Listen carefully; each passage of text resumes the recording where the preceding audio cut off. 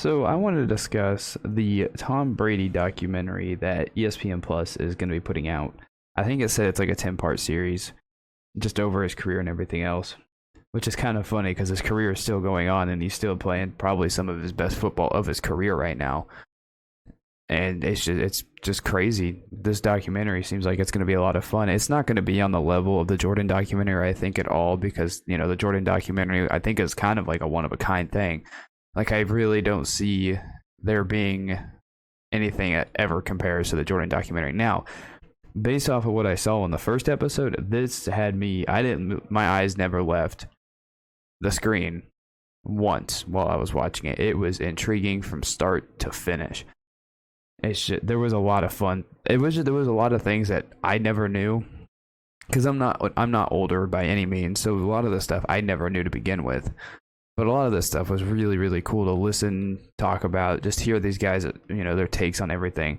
And it was really cool just to see the team dynamic. Because, I mean, this might be a controversial take, but like, you could kind of see the pieces in place for the Patriots to become what we know, love, and hate today. Because when they drafted Drew Bledsoe, they were a terrible team. And then drafting Drew Bledsoe is what kind of turned that team around. And then after Parcells left, Bill, I didn't know that Pete Carroll was the head coach of the Patriots for a few years before Bill Belichick finally got the job. Like, I never knew that. Like, when I learned about that, I thought that was honestly quite fascinating to hear, because I'm just like, well, we know Pete Carroll today. It's like, well, if we ask now, if it wasn't for Russell Wilson, Pete Carroll may not be the Pete Carroll that we know and love. Like, he's animated, he's fun, he's cool. He just seems like an all-around nice guy, energetic guy. But Pete Carroll back in that day, like, I don't know if he was a nobody, but it's just weird to think that, before the Patriots dynasty, you had Pete Carroll as the head coach. And when I say back earlier on a point, that 93 was whenever the Patriots dynasty became a thing, it's because of Drew Bledsoe came, turned them around. I think it was 96 they got him to the Super Bowl. Now, they didn't play well. They got beat by the Packers pretty handily when I was 35-21, I think was the final score of that one.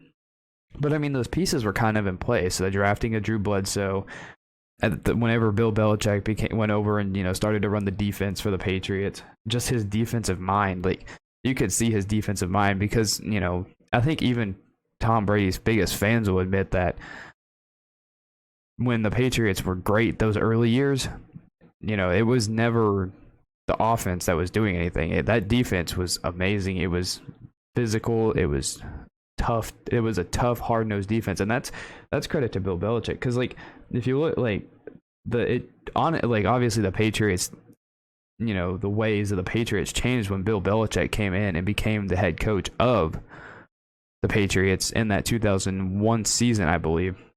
Because then, obviously they trusted and loved Drew Bledsoe because he got that 10-year deal over $100 million.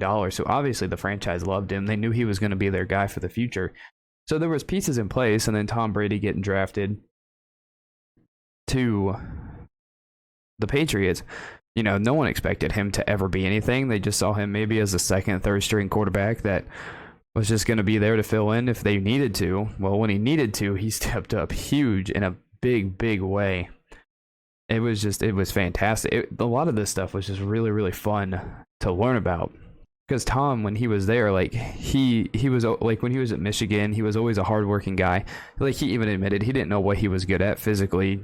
He was physically, even today, he's going to get beat by everybody.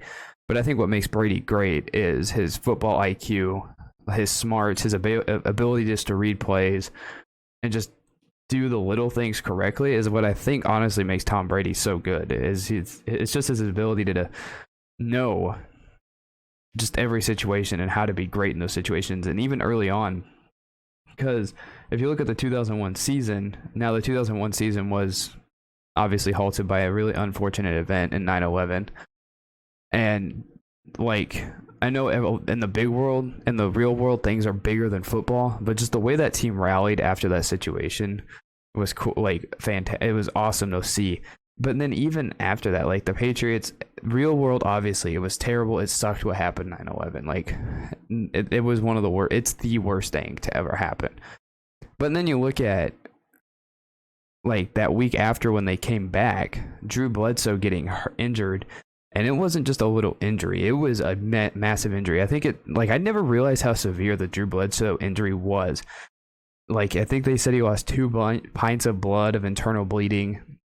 I think they said he passed out. Like, he was trying to go high five the other team and, get in a prayer circle after the game with the other team. And their head trainer was like, yeah, you're not doing that. You're coming with me. He turned out to be in awful condition. And that kind of hit against the Jets kind of is what took off the Tom Brady legacy career, was that one injury right there. And it was like, obviously Drew went through a tough time. Like, I think this episode did an amazing job to show the toughness and resilience of Drew mentally, because in that situation he gets injured. He's obviously thinking, Tom's nothing special. He'd been there in the organization for a year.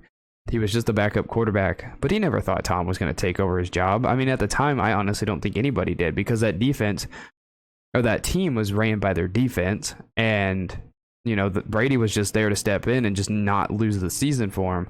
And they mentioned in the 2001 season they started 5-5, and that turning point was against the Rams in that Rams game, which I thought was kind of a nifty point, because they ended up playing the Rams in the Super Bowl and beating them that year.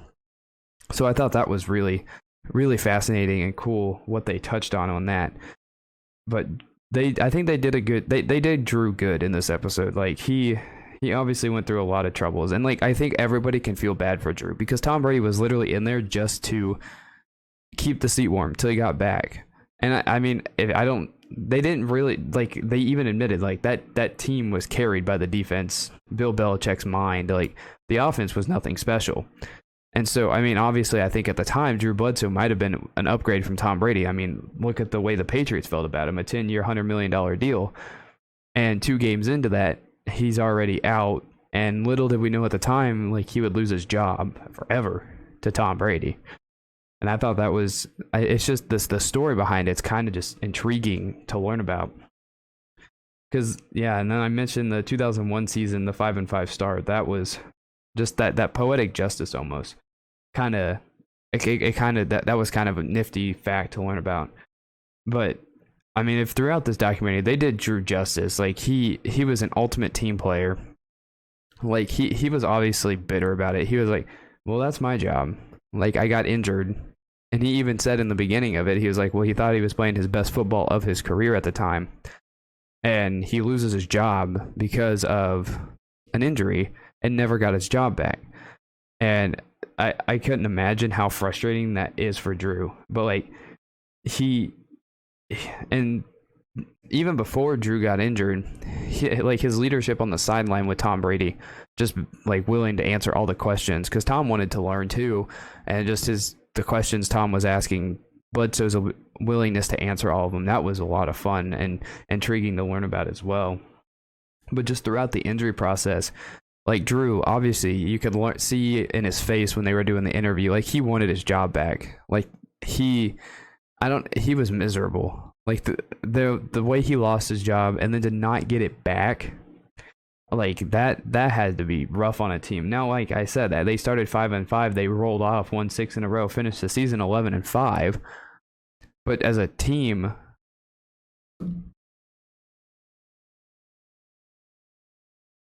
they all expected Drew to come back, and he didn't. Now, when the playoffs started, obviously in the playoffs, you can't ignore the most infamous play in Tom Brady's career, and that was the tuck rule game, the fumble, Charles Woodson. Like, you look at it now, and it's like, oh, Brady, the tuck rule saved that game, could have saved their season. But Brady all but admitted that he thought the game was, like, he fumbled in that situation. Like, he all but admitted that. He said that the entire team thought that he fumbled. He thought it was Raiders' ball. The defense was even ready to play. And when the official was like, yeah, it's an incomplete pass, I think everybody was shocked. Now, like, that is the most controversial, most infamous play in possibly playoff history. I mean, especially for Tom Brady, like, for just the Tom Brady alone scenario alone. So just learning about that, just him all but admitting that, yeah, that was a fumble. And I mean, that play kept them alive, allowed them to, roll off a couple wins and go to the Super Bowl. That Super Bowl run was squarely on the leg of Adam Vinatieri. Like, you have to have a good quarterback, a guy who's able to make the plays to get them into field goal range. But I mean, Adam Vinatieri was like the MVP of that playoff run. And then after that Raiders game, you have to look at the next game against the Steelers, and just like the poetic justice there, where Tom Brady's the one who's hurt. Drew Bledsoe comes in cold, hasn't played since week 2 after that awful injury, comes in, plays an amazing game against the Steelers, leads the Patriots to the Super Bowl. Having a good game like he did, leads this team to the Super Bowl. He thought he was going to get his starting job back. Like, he was like, I just played an amazing game. Tom Brady's the one in the season that, got the team the victories and everything else because he was a quarterback throughout the season. But Drew probably thought, hey, I just came in after being cold all year and showed that I can still play. Maybe I get a chance to start in the Super Bowl. Like, he thought at the time that he won his job back. And I'm sure there's people there who's like, okay, Drew won his job back. Like, why were we going with Tom this whole time? I mean, if you look in hindsight, you kind of look and you're like, well, yeah, of course Tom's going to keep his job. He got the team to the 11-5 record, got them to that point after Drew's injury. Like, he's the one who kept the season afloat and was the one that got them to the playoffs. So it makes sense why he chose Brady to start in the Super Bowl. But just for Bledsoe, man, like, he throughout this, like, they painted a great picture of him. He was the ultimate team guy. Like, to go through the situations that he dealt with and still just be there, be a supportive teammate.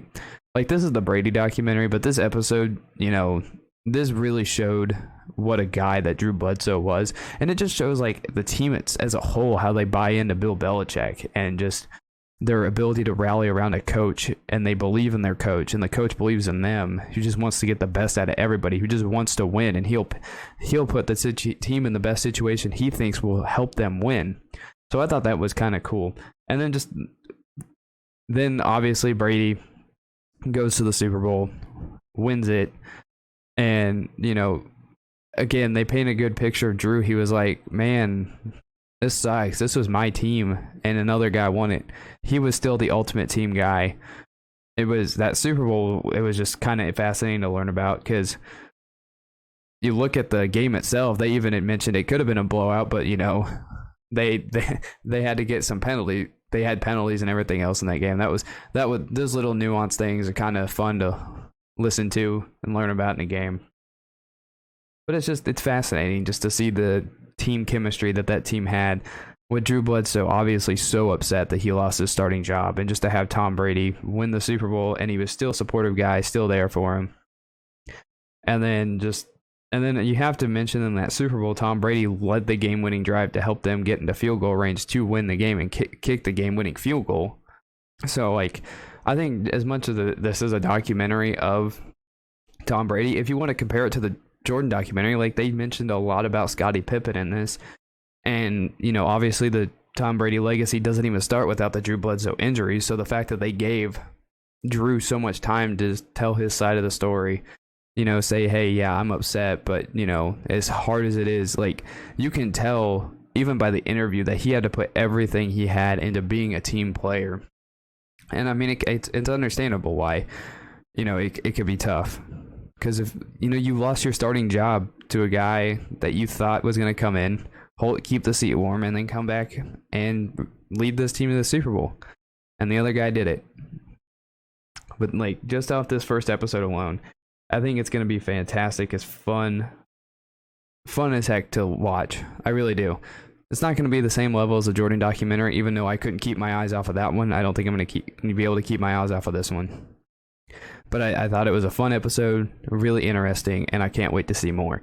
Give me your thoughts on the episode 1 of Tom Brady, Man in the Arena, and I will see you in the next one.